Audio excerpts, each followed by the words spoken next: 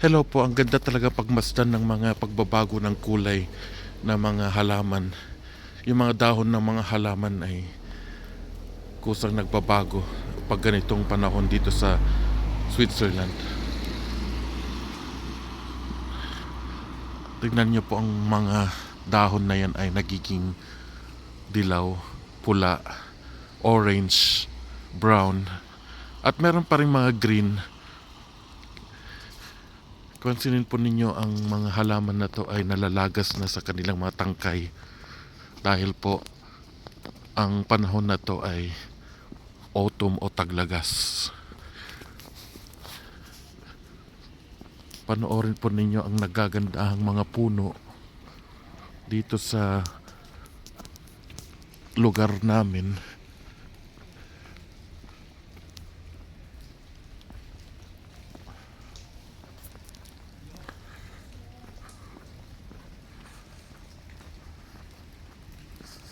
Iba-ibang shades ng color ang makikita po ninyo. Ayun po yung hospital kung saan ako nagtatrabaho.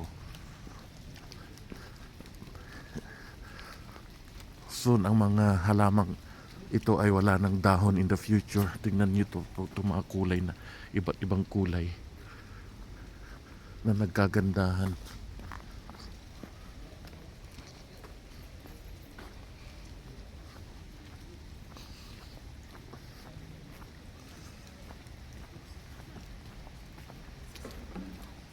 Bakit kaya nagbabago ang kulay nila?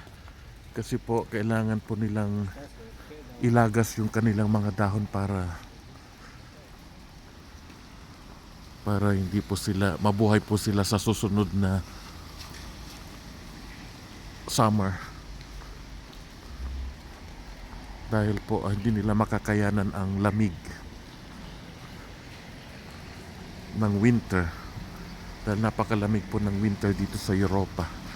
At kailangan ilagas nila ang kanilang mga dahon.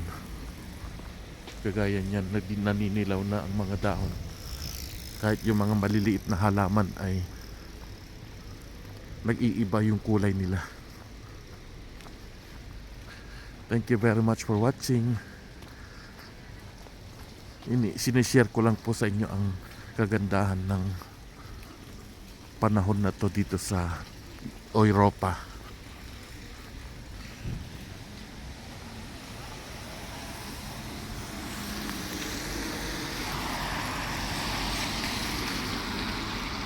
At ito naman yung aking employer na kung saan 10 taon, mahigit 10 taon na po akong nagtatrabaho dito.